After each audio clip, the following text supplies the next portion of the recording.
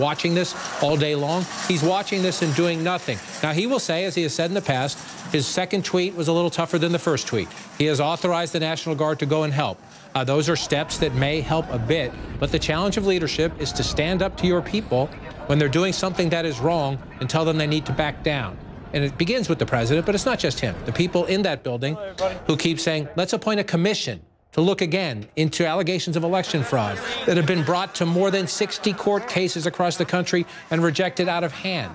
One of the tests of leadership is to look the people who support you in the eye and say, we are wrong, or it is over, and we are done. So it's not just the president, it's those supporting him in that building too. And it'll be fascinating for me to see, A, will the president wake up here and say something publicly with a camera pointed at him? And then B, what will his supporters in that Capitol, when they resume the debate about certifying Joe Biden's election as president, will some of these Republicans realize what they're doing is not only a fantasy, but it's a dangerous fantasy, and they need to back down? Yeah, we're told that the entire D.C. National Guard, thousands of troops here in the nation's capital, the entire National Guard has been activated by the U.S. Department of Defense following this mob that has attacked the U.S. Capitol. Phil Mattingly is up on Capitol Hill right now. You're getting more very disturbing information. What are you learning?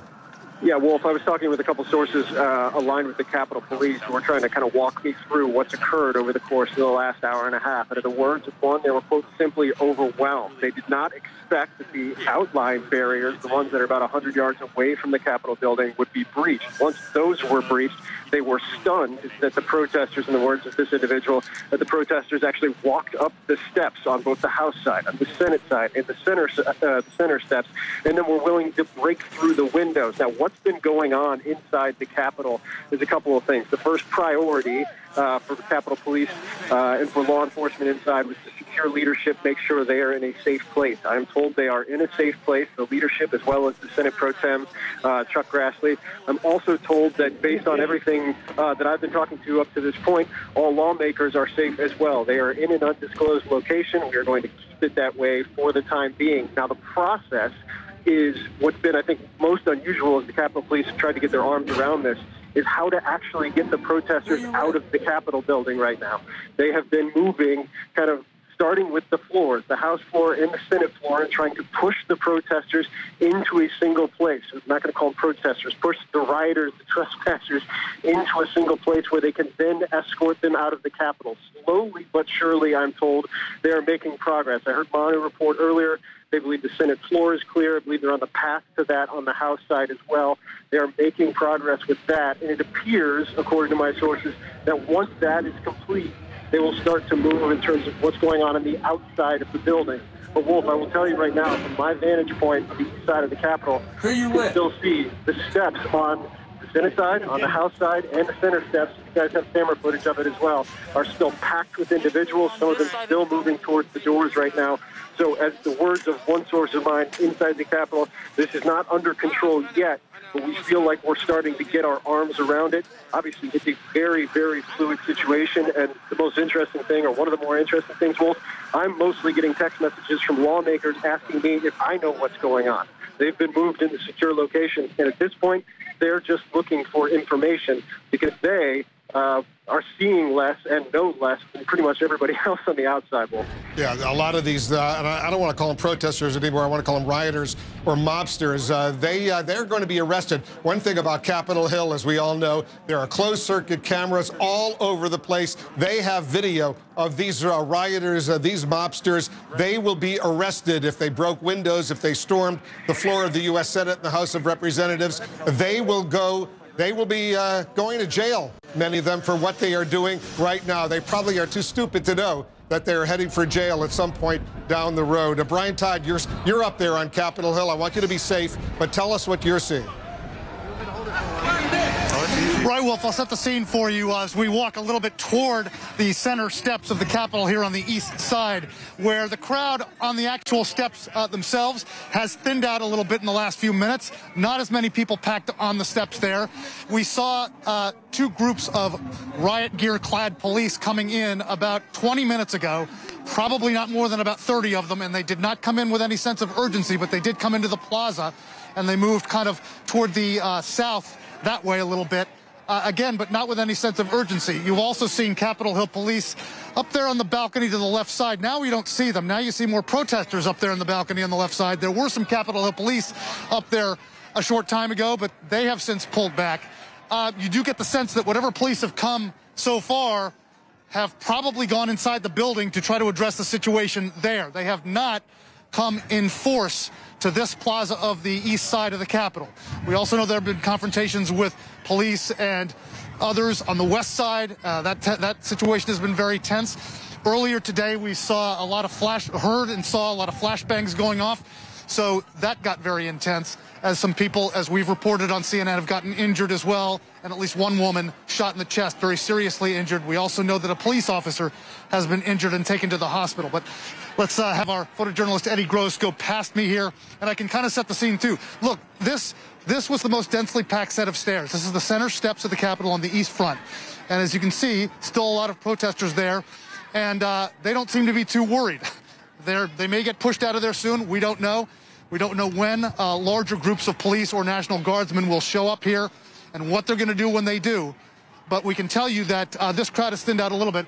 And Eddie, if you can just move to your right, to our right, you see some police over there on that side. That's the Senate side of the Capitol building. You see some police officers standing there. There were more people on that set of steps earlier, too, and going almost up, toward the top. But they've kind of contained that group over there. There was another set of protesters here on the House side steps. And, Eddie, let's go forward here a little bit. All right, hold on a minute, Brian. The president-elect is about to speak. It's an inconvenience, but I'm sorry for the reason. I've delayed coming out to speak to you. I initially was going to talk about the economy. But all of you have been watching what I've been watching. At this hour, our democracy is under an unprecedented assault, unlike anything we've seen in modern times. An assault on the citadel of liberty, the Capitol itself. An assault on the people's representatives and the Capitol Hill police, sworn to protect them, and the public servants who work at the heart of our republic. An assault on the rule of law like few times we've ever seen it. An assault on the most sacred of American undertakings, the doing of the people's business. Let me be very clear. The scenes of chaos at the Capitol do not reflect a true America, do not represent who we are. What we're seeing are a small number of extremists dedicated to lawlessness. This is not dissent. It's disorder. It's chaos. It borders on sedition.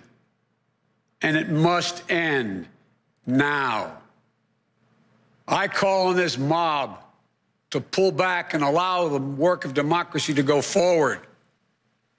You've heard me say before in different contexts, the words of a president matter, no matter how good or bad that president is.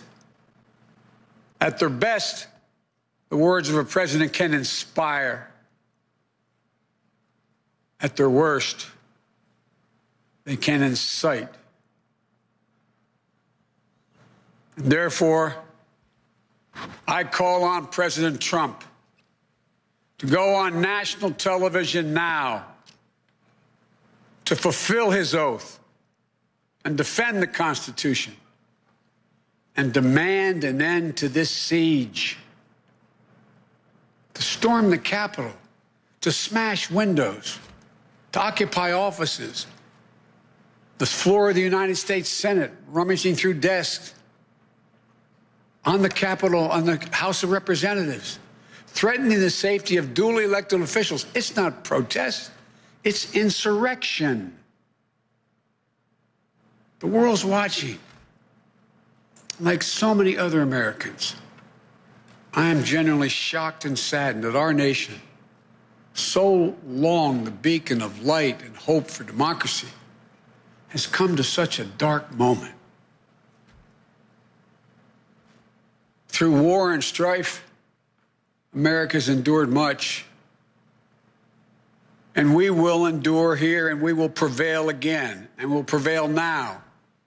The work of the moment and the work of the next 4 years must be the restoration of democracy, of decency, honor, respect, the rule of law, just plain, simple decency. The renewal of the politics. It's about solving problems, looking out for one another, not stoking the flames of hate and chaos. As I said, America is about honor, decency, respect, tolerance. That's who we are. That's who we've always been. The certification of the Electoral College vote is supposed to be a sacred ritual to affirm. The purpose is to affirm the majesty of American democracy. But today's reminder, a painful one, that democracy is fragile, and to preserve it requires people of goodwill, leaders with the courage to stand up, who are devoted not to the pursuit of power, or the personal interest pursuits of their own selfish interest at any cost, but of the common good. Think what our children watching television is thinking. Think what the rest of the world is looking at. For nearly 2.5 centuries, we, the people, in search of a more perfect union, have kept our eyes on that common good. America is so much better than what we've seen today. Watching the scenes from the Capitol, I was reminded, as I prepared other speeches in the past, I was reminded of the words of Abraham Lincoln in his annual message to Congress, whose work has today been interrupted by chaos. Here's what Lincoln said. He said, "We shall nobly save or merely lose the last best hope on earth." Went on to say, "The way is plain, peaceful, generous, just. A way which, if followed, the world will forever applaud and God must forever bless." The way is plain here, too. That's who we are. It's the way of democracy, of respect, of decency, of honor, and commitment as patriots to this nation. Notwithstanding what I saw today and we're seeing today, I remain optimistic about the incredible opportunities. There has never been anything we can't do when we do it together. And this god-awful display today is bringing home to every Republican and Democrat and Independent in the nation that we must step up. This is the United States of America. There's never, ever, ever, ever, ever been a thing we've tried to do that we've done it together. We've not been able to do it. So, President Trump, step up. May God bless America. May God protect our troops and all those folks at the Capitol who are trying to preserve order. Thank you, and I'm sorry to have kept you waiting.